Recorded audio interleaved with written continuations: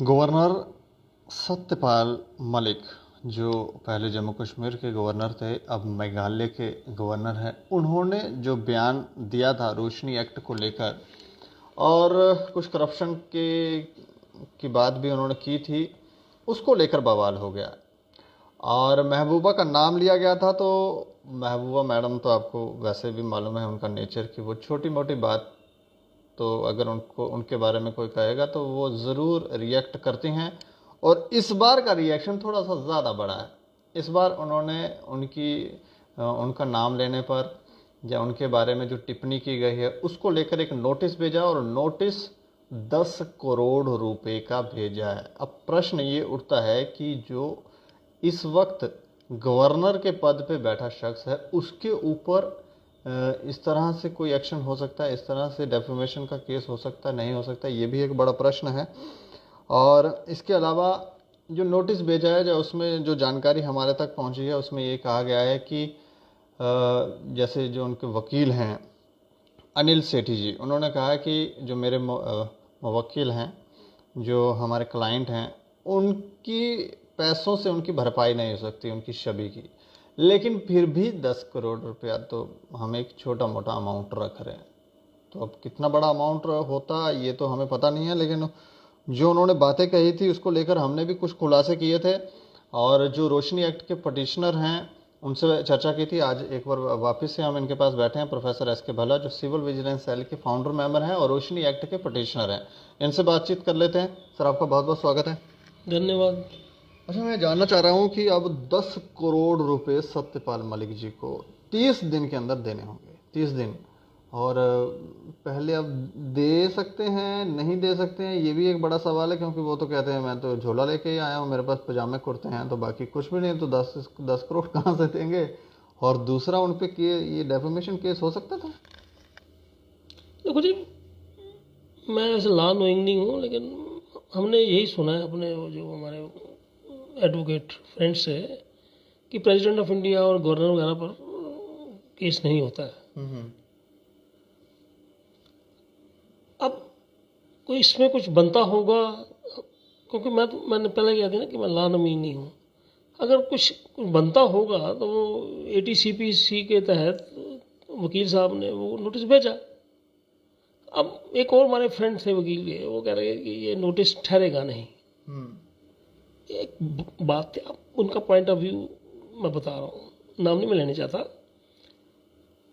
उसका। पर मैंने किया जी, मैंने कहा ये जज साहब जाने, वकील साहब जाने है, लेकिन बात है कि थोड़ा हंगामा सा बन गया।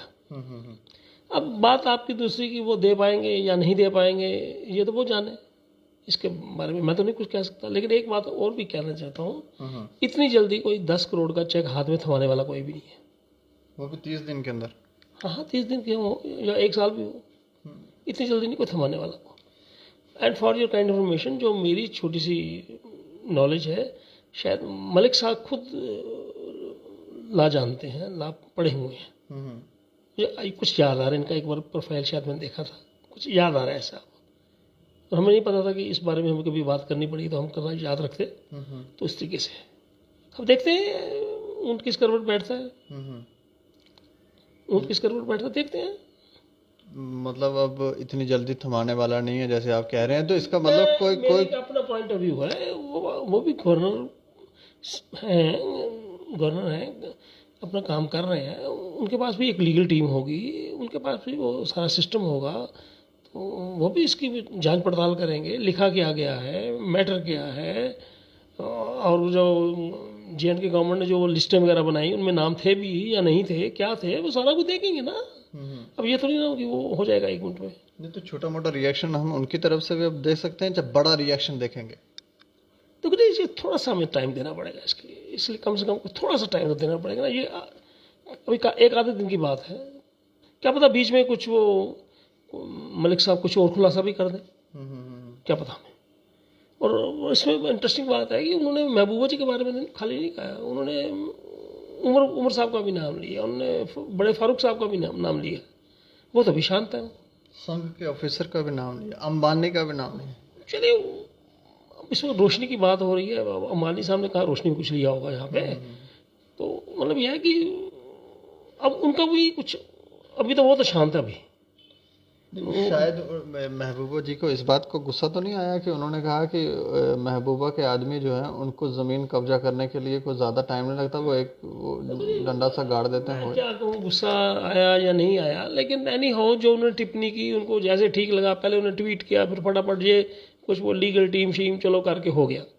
अब मैं ये बात कर रहा हूँ कि वो जो अब्दुल्ला हैं, बड़े अब्दुल्ला साहब और छोटे साहब, वो भी कोई ऐसी बात नहीं है, दे आल्सो मैटर समवेयर, ऐसी बात नहीं है। उनके पास भी लीगल टीम होगी, ये तो नहीं होगा उनके पास नहीं होगी टीम। वो शायद वो कुछ एक्शन रिएक्शन देख रहे हैं, हो सकता है, या कुछ उनकी और कोई स्ट्रेटजी होगी, शायद वो हमारे साथ नहीं शेयर करेंगे वो। तो अगले कुछ दिनों में मुझे लगता है कुछ लगेगा, कुछ पता चलेगा। और अगर डेफेमेशन की बात है तो उनका नाम भी है ना जी, अब्दुल्ला का भी नाम है ना, खाली महबूबा जी का नाम है। तो ये बहुत ज़्यादा कुछ चिंतित हो गई।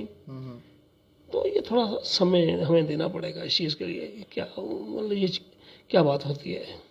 लेकिन एक बात समझ नहीं आई कि उन्होंने सत्यपाल मलिक जी को डेफेमेशन उनको नोटिस भेजा है, आपको नहीं भेजा?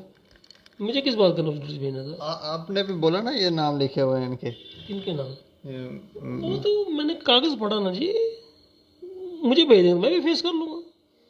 मैंने तो कागज़ पढ़ा ना, मैंने उस दिन भी कहा था आपको कि होममेड कागज़ थोड़ी है वो। जो इन्फॉर्मेशन थी हमने डाउनलोड की, आप इंटरव्यू लेने आए, हमने बोल दी। अगर उनको हमें भी कुछ वो भेजना नोटिस भेज दें, हम भी फेस करेंगे, उसमें क्या बात है। उस दिन आपने ये भी कहा था कि हम मलिक साहब के साथ रहेंगे, उनके विटनेस बन जाएंगे। मैंने कहा अगर वो हमारी सेवाएं लेने के चाहते हैं तो हम जबरदस्ती थोड़ी घुस जाएंगे उसमें।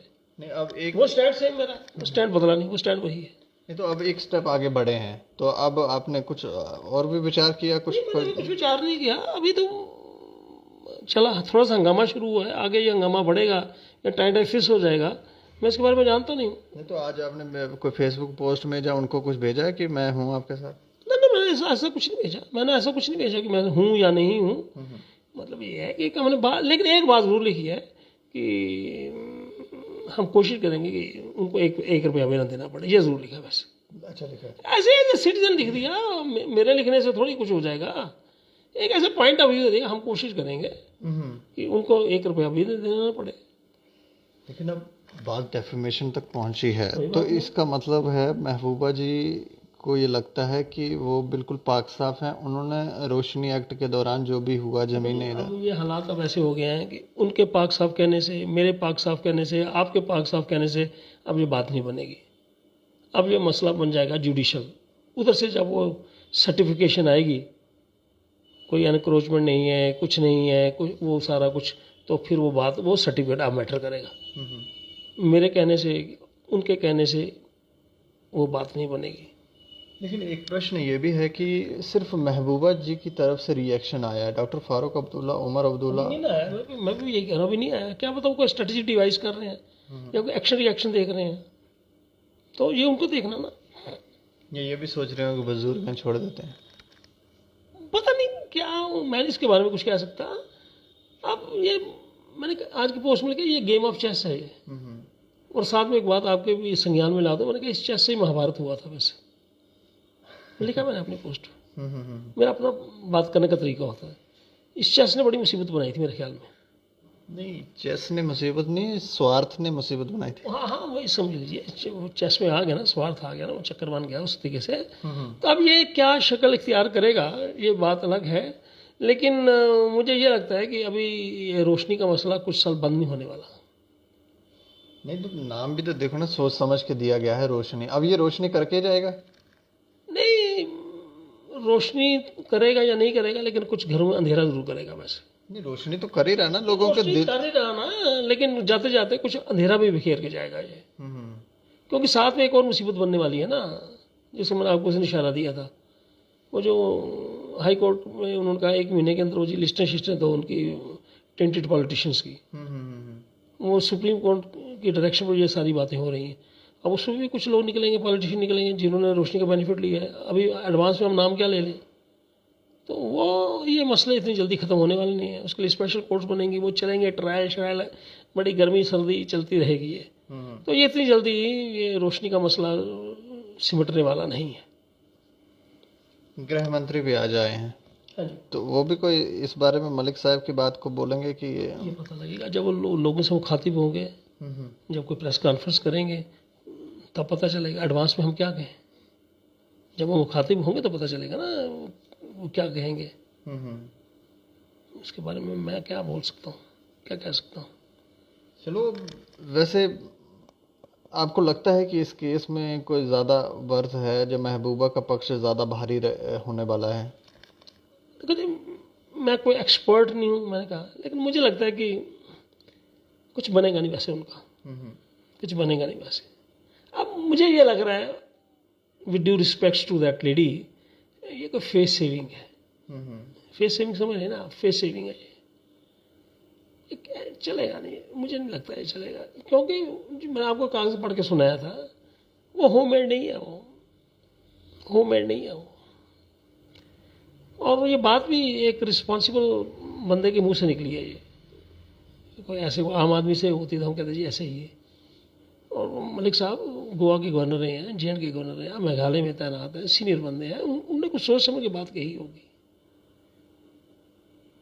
अब जिसको चुभी वो अपने तरीके से रिएक्ट करता है, वो कहते मैं डिफेम हो गया, वो अपने तरीके से बात करे। और दूसरा ये पॉलिटिशियन लोग होते हैं, ये हर चीज़ को अपने अपने नज़रिए से, अपने वो ग्लासेस से देखते हैं, कहाँ फ़ायदा कहाँ नुकसान, वो हर चीज़ में कुछ ना कुछ ढूंढते रहते हैं।